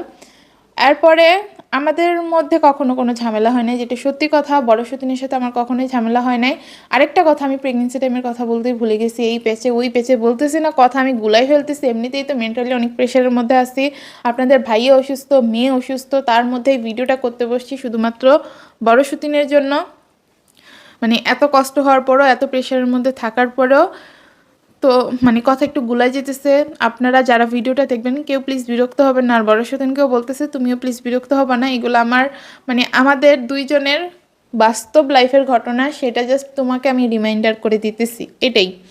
তো ভালো যাইতেছে প্রেগনেন্সি টাইমে, দুইজন একসাথে প্রেগনেন্ট, মাত্র 4 মাসের ব্যবধান। তো আমি তো ছিলাম, কি বলবো, এত অসুস্থ হয়ে গেছিলাম, বিশেষ করে বমির কারণে। এই বমিটাই না আমার মানে প্রেগনেন্সি টাইমে যত সমস্যা আছে সব সমস্যার মূল। বমি, খাবার মুখে দিতে দেরি হইতো, আমার বমি করে দিতে দেরি হইতো না এই খাবারটা, শুধু বমি করতাম। তো বমির কারণে দেখা যেত কি, ভয়ে আমি খাবার খাইতাম না। যদি খাবার ঠিক মতো না খাই তাহলে শরীর দুর্বল হয়ে যাবে, এটাই তো স্বাভাবিক না? পরে শরীর অনেক দুর্বল হয়ে গেছিল, আমি শুধু সারাদিন শুয়ে শুয়ে থাকতাম। নিজের কাছেও কিন্তু ভালো লাগতো না সারাদিন শুয়ে শুয়ে থাকতে, কিন্তু কি করব। আর আমি কখনো এমন ছিলাম না যে সারাদিন শুয়ে বসে থাকবো, ঘরে থাকতাম সবসময়, ঠিক আছে বিয়ের আগের কথা বলতেছি। কিন্তু কি মানে কোনো না কোনো কাজের মধ্যে থাকতাম, যেমন পড়াশোনা করতাম, পড়াশোনার মধ্যে থাকতাম, এরকম আর কি। পরে আমি অনেক অসুস্থ ছিলাম, তো ওই টাইমেও বড় সতীন আমার অনেক কেয়ার করছে, অনেক, কি বলবো। মানুষ প্রেগনেন্সি টাইমে নিজের মায়ের কাছ থেকে যেই যত্নটা পায় সেটা আমি বড় সতীনের কাছ থেকে পাইছি। এমন কোনো দিক বাদ নেই যে আমার খেয়াল রাখে নাই। মানে আমি খেতে পারি না, খাইতে চাই না, এই কারণে নিজের হাতে আমাকে সবসময় নলা দিয়ে মানে খাইয়ে দিত আমার শাশুড়ি মা। মানে ডেইলি এসে প্রায় সময় এই কথাটা বলে, ভিডিওতে হয়তো বা আপনারা এক দুবার শুনে ফেলছেন, যে আমি নিজের হাতে ভাতটা পর্যন্ত খাই না, বড় সেদিন আমাকে ভাত খাওয়াই দিত। এখন বাচ্চাদের কারণে হয় না আর কি ওইরকম করে সময় করা, যার কারণে আমাকে খাওয়াই দিতে পারে না। পুরো বাচ্চাদের মতো খাবারও মনে করেন যে অনেক সময় লাগিয়ে চিবিয়ে চিবিয়ে খাই, এরকম অবস্থা আমার। পরে আমাকে খাইয়ে দিত। তারপরে এই যে আমি অসুস্থ ছিলাম, আমি তো আম্মুকে তখন অনেক ভয় পাই, অনেক রাগী একটা মানুষ না, তার উপর আবার আমাকে মানতে টানতে চায় না, সামনে যেতেই ভয় লাগতো, কি না কি বলে ফেলে আমাকে, সেই ভয়ে যাইতে চাইতাম না সামনে। আমার যা সমস্যা হতো আমার সতীন গিয়ে বলতো যে আম্মু আজকে ওর এই সমস্যা হয়েছে, কীভাবে কী করা যায়, তা আম্মু বলে যেত, আর ও ঠিক সেভাবে সেভাবেই আমার ট্রিটমেন্ট করতো।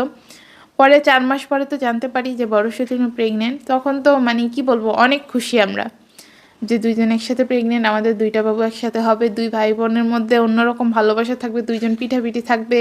বুঝতে পারতেছেন কি বুঝাতে চাইতেছি? তারপরে বড় সতীন, আমি তো ভয় পাইছি বড় সতীনেরও না আমার মতো অবস্থা হয়। যদি বড় সতীনও আমার মতো হয় তাহলে কি হবে। আমার শুধু এইটুকুই মানে মনের মধ্যে খুচখুচানি ছিল, যদি আমার মতো অবস্থা হয় তাহলে তো ও দুর্বল হয়ে পড়বে, ওরও অনেক কষ্ট হবে ইত্যাদি। আর কি পরিমাণ যে শরীর দুর্বল হয়ে গেলে তো বুঝেনি, ব্যাক পেইনও অনেক বেশি বেড়ে যায়। আমার ওই টাইমে কী পরিমাণ, আমার এমনিতে আগে থেকে একটু ব্যাক পেইন ছিল, তবে অত বেশি না।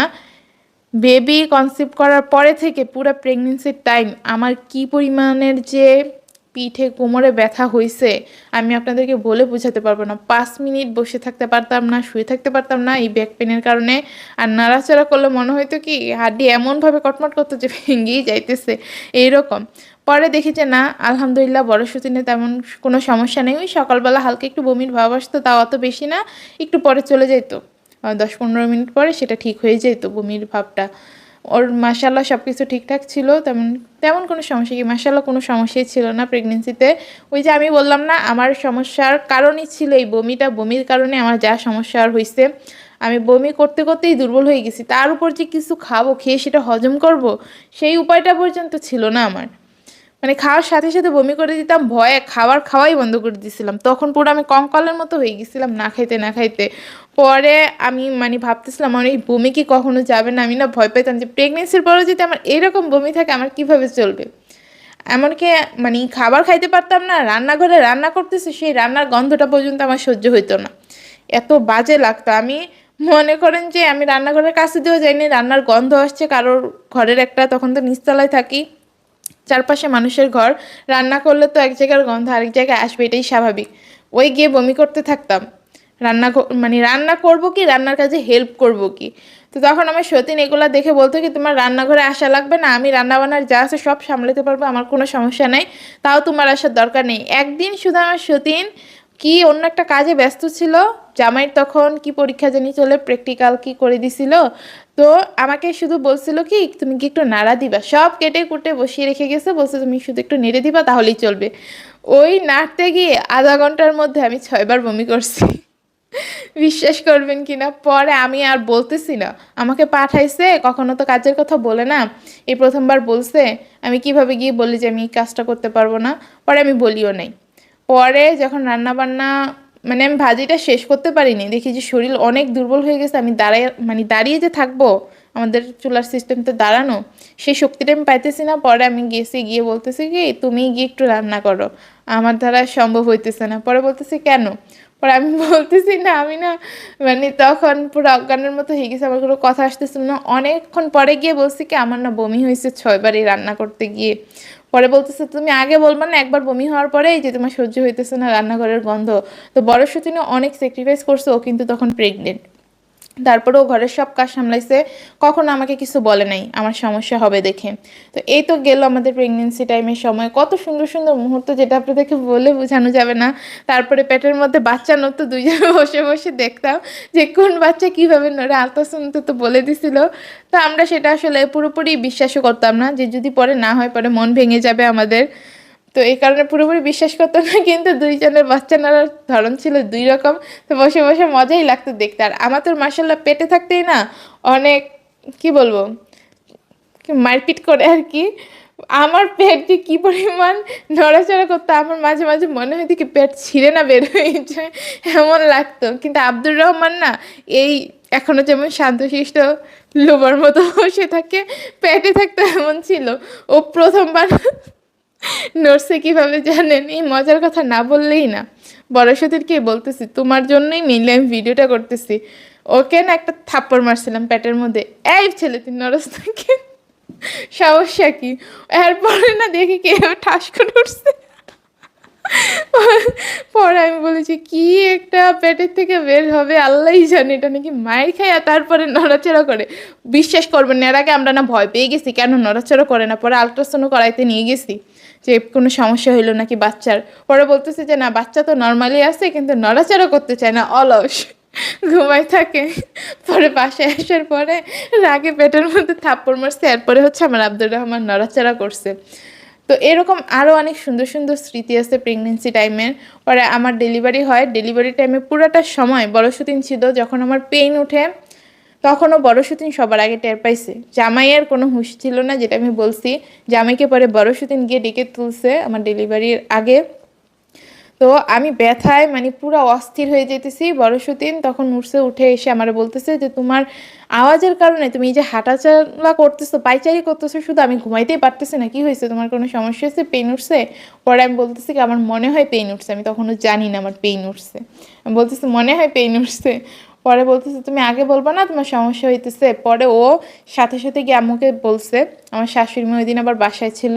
তো গাইস আমি যেটা বলতেছিলাম, মেয়ে মাঝখানে কান্না করে দিছিল আবার ওই যে ব্যথার কারণে। সেটা তো বলছে, আমি বলবো কিসের ব্যথা, কি কারণে কান্না করতেছে একটু পর পর। তো আগে বড় সতীনের জন্য কিছু কথা আমি বলে নিই, আসলে আমার মাথা না পুরো ঘুরতেছে।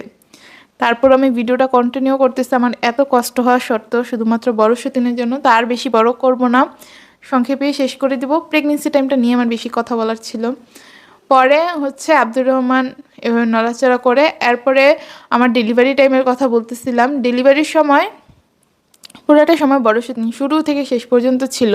ও কিন্তু এইসব জিনিস অনেক ভয় পায়, ওর নাকি দেখলে হাত পা কাঁপে, কিন্তু ওই দিন তারপরও নিজেকে শক্ত করে পুরো শেষ পর্যন্ত ছিল। আমি তো মনে করেন যে ডেলিভারির পরে আমার হুঁশ ছিল না। আমি কোনো রকম ফ্রেশে এসেই একটা দিছি ঘুম, আমারে কি ঘুমের ইঞ্জেকশন দিছিল একটা, ওইটা দেখে ইয়া করে আমি হচ্ছে ঘুমাই পড়ছি একদম, আমার আর কোনো হুঁশ নাই। এমন একটা না ঘুম দিছি, ওই মাঝখানে ও আবার ফ্রেশ ট্রেশ হয়েছে, ঘরে সবার জন্য রান্না করছে, অনেক কাজবাজ করছে।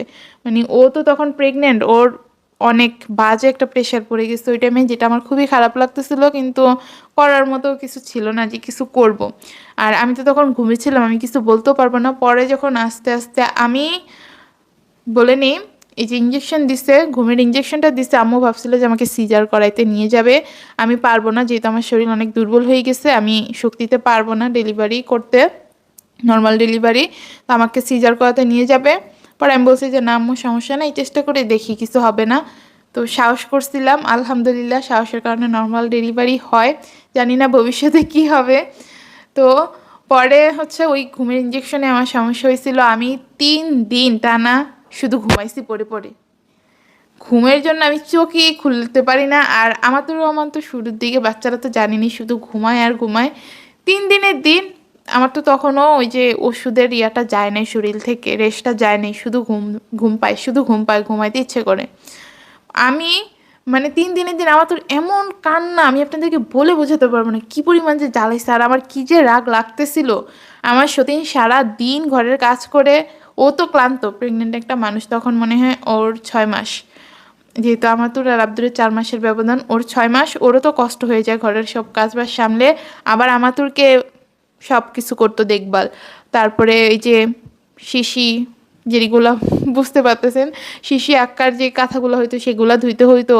আমাতুরেরও, আমি তো বাচ্চার কিছুই বুঝি না, ওকে মনে করেন যে গা মোছা থেকে শুরু করে, তখন আমার তো এবার শীতকালে হয়েছে তো গা মুছে দিতে হতো, গোসল তো করাতে পারি না, অত সাহসও হয়নি আমাদের, যেহেতু আমরা অল্প বয়সে মা হয়েছি। তো গা মুছে দিত। ও আক্কা দিলে ওর মানে পটি, শুদ্ধ ভাষায় বলি, না হলে অনেক আবার ভুল ধরবেন। তো পটি পরিষ্কার করার জন্য মানে আমার তো না রাতের বেলা পটি করতো, যেটা সত্যি কথা।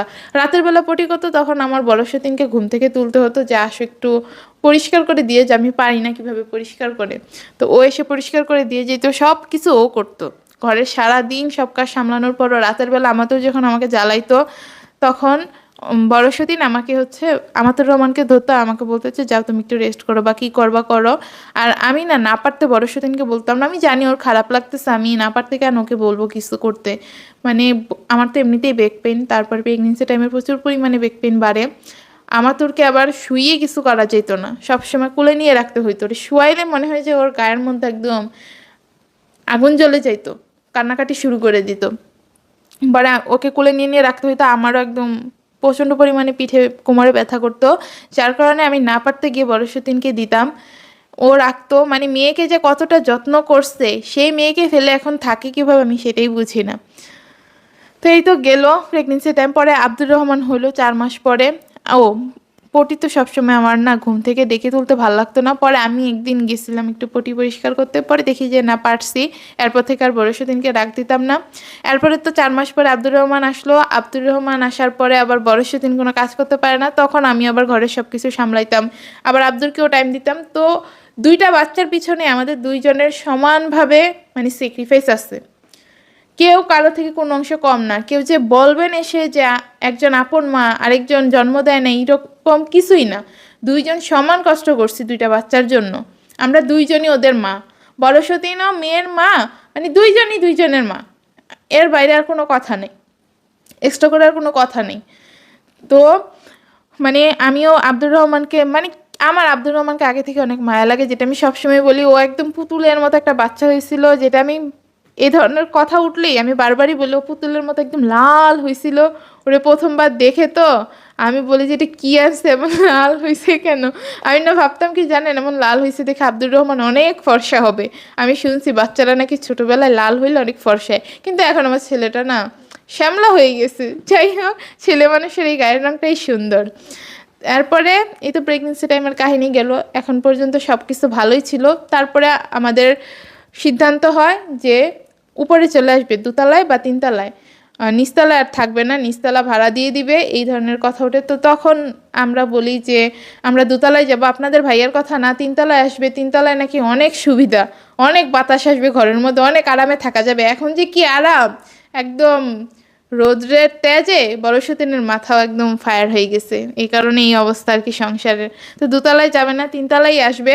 তো তিনতলায় আসলাম, তিনতলায় আসার পরে হচ্ছে ব্লগিং শুরু করে আমার মাথার মধ্যে ভূত ওঠে যে আমরা ব্লগিং শুরু করি, একটু শখ জাগে। তো সেখান থেকে ব্লগিং করা শুরু, মানে টুকটাক ব্লগ করতাম, যা পারতাম তাই করতাম, যা ইচ্ছে হইতো তাই ব্লগ করতাম।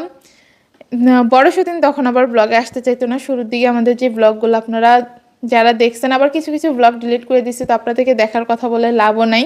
তো বড় সতীন তেমন একটা আসতো না। পরে মনে করেন যে আমি অনেক দিন একলা একলা ব্লগিং করার পরে ধীরে ধীরে বড় সতীনও আসে, ফ্রি হয় ক্যামেরার সামনে। এখন পর্যন্ত অতটা হইতে পারে নাই এই যে যাওয়ার আগ পর্যন্ত, কিন্তু এই যে লাস্ট ভিডিওতে হইতে পারছে, এটাই আর কি।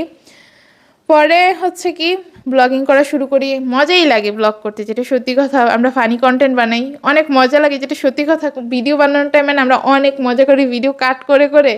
কিছু যদি ভুল হয়ে যায়, বিশেষ করে আমার তো ভুলটা বেশি হয়, কারণ আমি তুতলাই একটু বেশি, কথার মাঝখানে মাঝখানে তুতলাই যায়।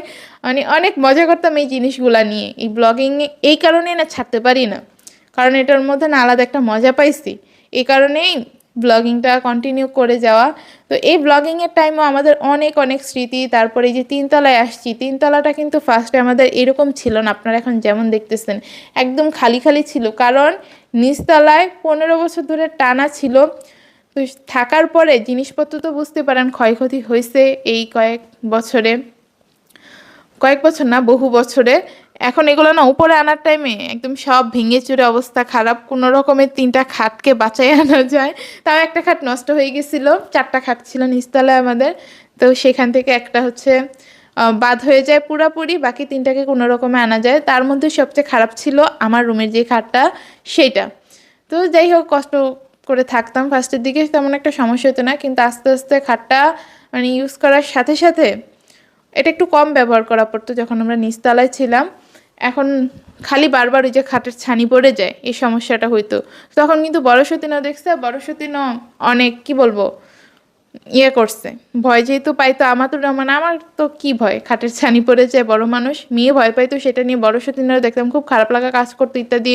আরও অনেক কিছু মানে কি বলবো, অন্যরকম একটা ভালোবাসা ছিল আমাদের মধ্যে, আমি আপনাদেরকে বলে বোঝাতে পারবো না। প্রত্যেকটা কথা গুলাই ফেলতেছি বলতে গিয়ে, আমি মানে ক্লিয়ার করে বলতেও পারতেছি না।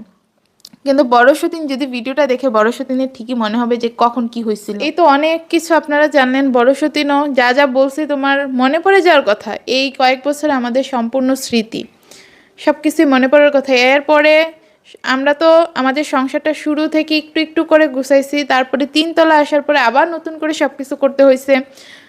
তো আমাদের জীবনে অনেক স্যাক্রিফাইস আছে, এই যে 4 বছর 4.5 বছরের সম্পর্কটা আমাদের অনেক স্যাক্রিফাইস আছে। সেই স্যাক্রিফাইসগুলো কি, সেগুলো এক ভিডিওতে কখনোই বলে মানে বলা সম্ভব না, সব কথা বলে শেষ করা যাবেও না। আমাদের মধ্যে যে কত ভালো ভালো স্মৃতি আছে, আমি শুধু কয়েকটা বলছি, সেটা বলতে গিয়ে মানে একদম কথার পাহাড় হয়ে যেতেছে আমার কাছে, যেটা মনে হইতেছে বললাম মানে বলা সম্ভব না কিছু, মানে কি বলবো, উল্লেখযোগ্য যেগুলো সেগুলোই আমি তোমাকে বলছি। তো আমার মনে হয় এতক্ষণে তোমার সব স্মৃতিচারণ হয়ে যাওয়ার কথা। ভিডিওটা প্লিজ আবারও এখানে এসে বলতেছি, তুমি প্লিজ দেখো, তোমার জন্যই আমার এত কষ্ট করে ভিডিওটা বানানো। মেয়েটা অসুস্থ, তারপরেও আমি এখানে বসে বসে ভিডিও বানাইতেছি, একটু পরপর শুধু কান্না করতেছে আর বলতেছে আম্মু আমার এখানে ব্যথা। তোমাকে আমি ওই দিন আমাদের যে দুর্ঘটনা হইলো, অটো উল্টাই গেল, বাসায় আসার সাথে সাথে আমি শর্টস বানিয়ে সেখানে বলছি যে তুমি প্লিজ জামাইয়ের সাথে একটু যোগাযোগ করো। আমি কিন্তু সেই ভিডিওতে বলছি যে আমি আমার মেয়েও ছিলাম, তারপরেও বলি নাই যে আমাদের সাথে যোগাযোগ করো, কিন্তু জামাইয়ের সাথে যোগাযোগটা করো। কারণ জামাইয়ের সাথে যদি তোমার যোগাযোগ ভালো থাকে আমাদের সাথে একসময় না একসময় ভালো হয়ে যাবে, কারণ আমাদের সম্পর্ক কখনো খারাপ ছিল না, আমাদের সম্পর্ক সবসময় ভালো ছিল, আমাদের মধ্যে কখনো কোনো গ্যাঞ্জাম হয় নাই, কোনো ঝামেলা হয় নাই।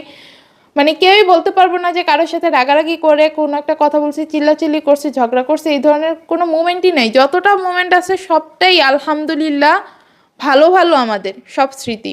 তো এত স্মৃতি ভুলে মানুষ কিভাবে থাকে আমার আসলে জানা নাই। কিভাবে পারতেছো তুমি, এই যে 2 মাস হয়ে গেছে, কিভাবে পারতেছো থাকতে আমার আসলে মাথায় ধরে না। আমি এতদিনে মানে পুরো কি বলবো পাগল পাগল হয়ে যেতেছি যে এখনো কেন আসো না, ছেলেটার কি অবস্থা, তোমার কি অবস্থা, কিন্তু তুমি কিভাবে পারতেছো তোমার মেয়েকে রেখে থাকতে।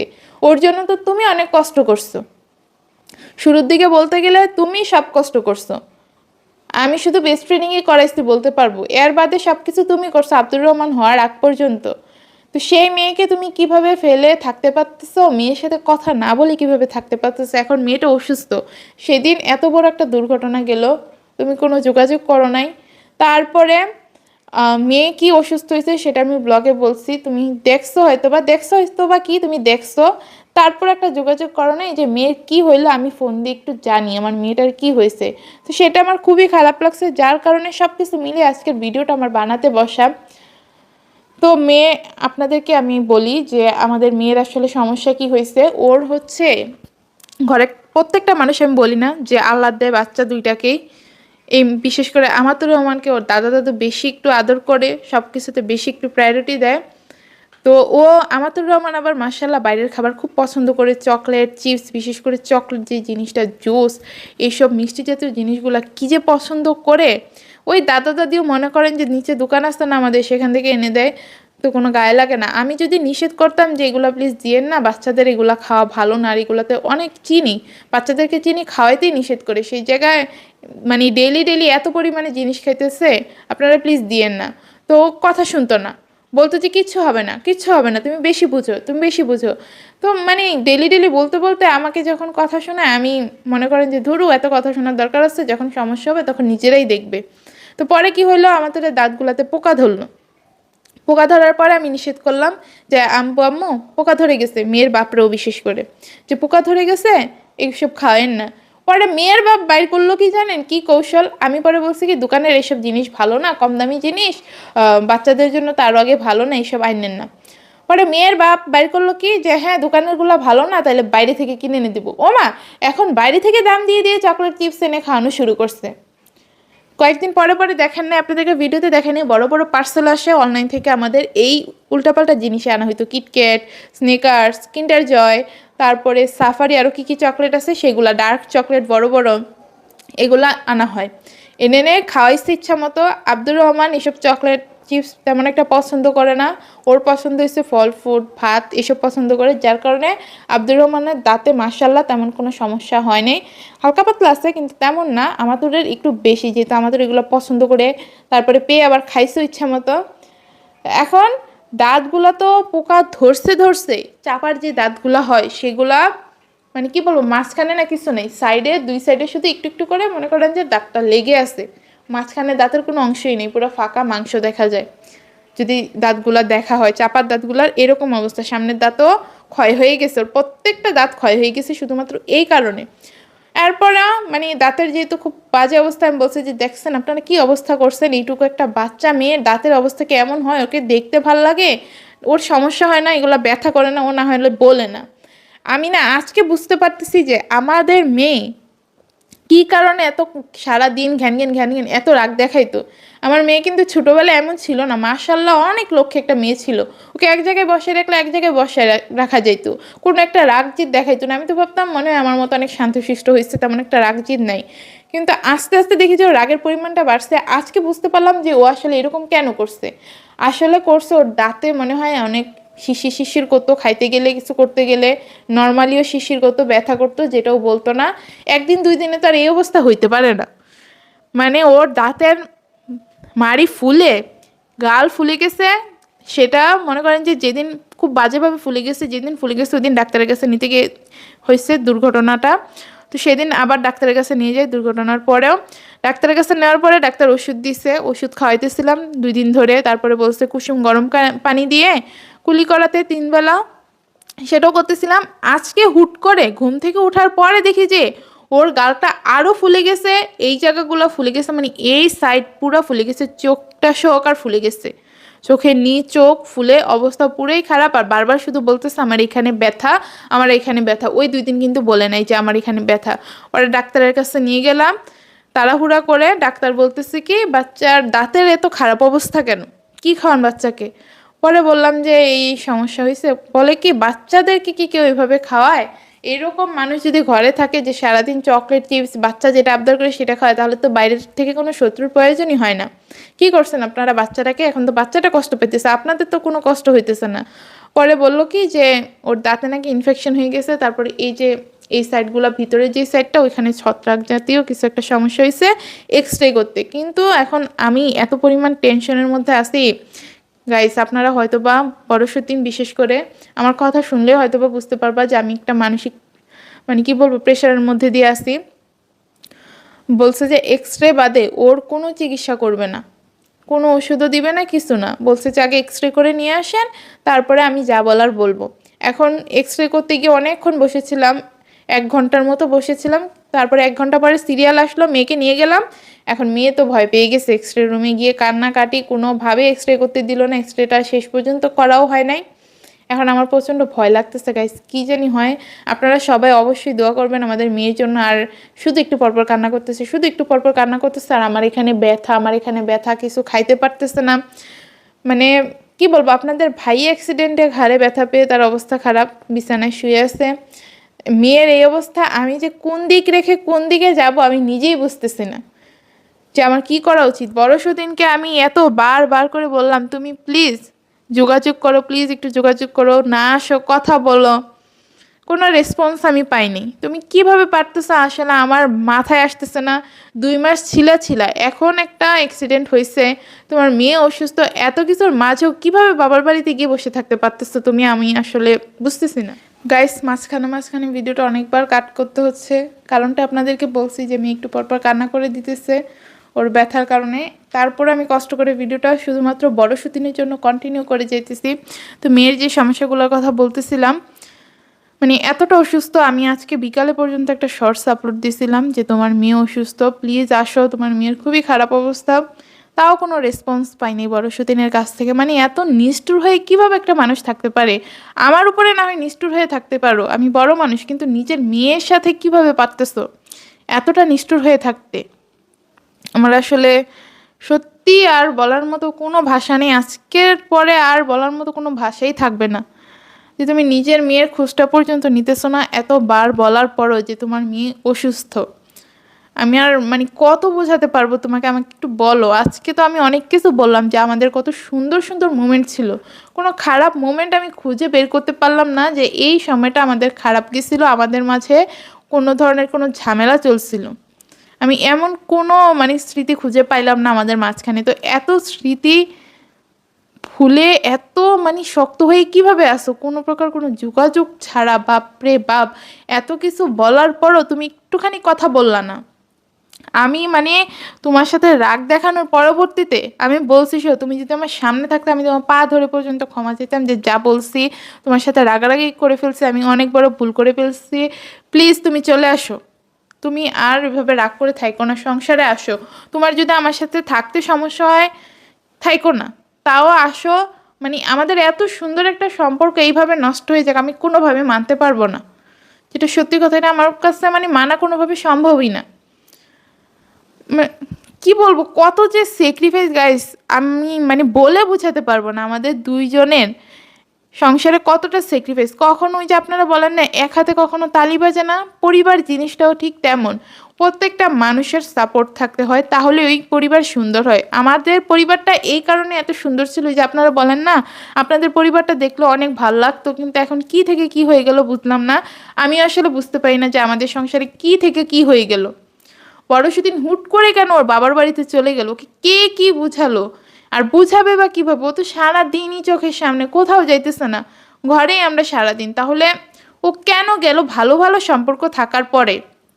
বিশেষ করে লাস্ট 6 মাস ধরে ওর কথাবার্তার ধরন একটু অন্যরকম ছিল, যেটা গায়ে লাগানোর মতো না। আপনারা যে বলতেছেন 1 মাস ধরে সমস্যা, বড়সুদিন বলে গেছে ওই যে জামাই আমার সাথে 1 মাস থাকার পরে সমস্যা, বিষয়টা মোটো এমন না। ও 6 মাস ধরে একটু অন্যরকম ছিল, যে জামাইয়ের সাথে একটু ঝামেলা হইতো, যেই জিনিস আমি জীবনে কখনো দেখি নাই। এই জিনিস আমি লাস্ট 6 মাসে দেখছি যে জামাইয়ের সাথে ওর প্রচণ্ড পরিমাণে ঝামেলা হইতো, প্রচণ্ড। কিছু থেকে কিছু হইলেই ঝগড়া লেগে যেত, কিছু থেকে কিছু হইলেই মানে একটা ঝামেলা লেগে যেত। কী কারণে এমন করতে আমি আসলে জানি না। তো মাঝখানে 1বার না 2বার বলছিল যে আমাকে ডিভোর্স দিয়ে দিবা, চলে যাবা ইত্যাদি অনেক কথা। তখন আমি ভাবছি যে মেন্টালি প্রেশার ইত্যাদি ইত্যাদি, কিন্তু এখন ভালোর মধ্যে থেকে তোমার মধ্যে কোন মেন্টালি প্রেশার আসলো?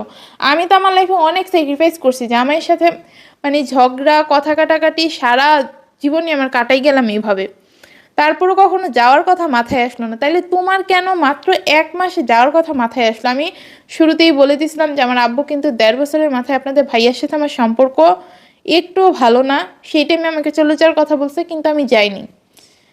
কেন যাব? সতীনের সংসার দেখেই চলে যেতে বলতেছিল, কিন্তু আমার সতীনের সাথে তো আমার সম্পর্ক ভালো, সব কিছু ভালোই ভালো যাইতেছে, তাহলে আমি কেন এই মানে সংসার ছেড়ে চলে যাব? সেটা আমি বললামই।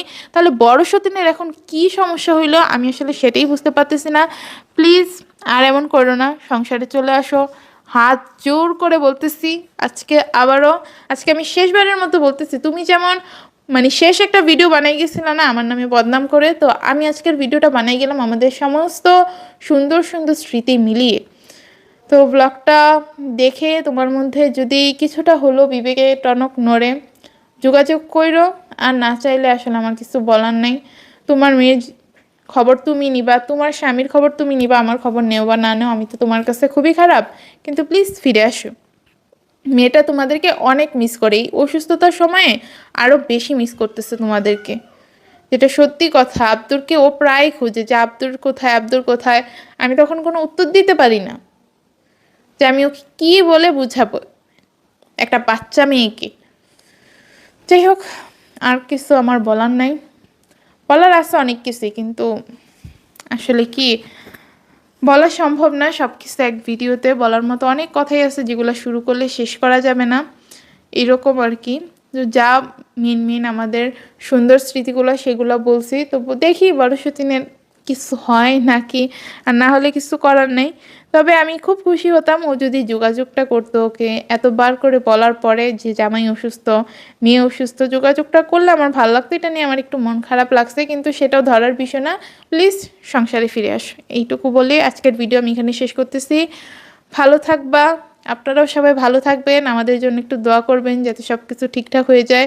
বিপদ পিছুই ছাড়তেছে না, কী কারণে আমি আসলে জানি না, বিপদ পিছুই ছাড়তেছে না, একটার পর একটা লেগেই আছে, একটার পর একটা লেগেই আছে।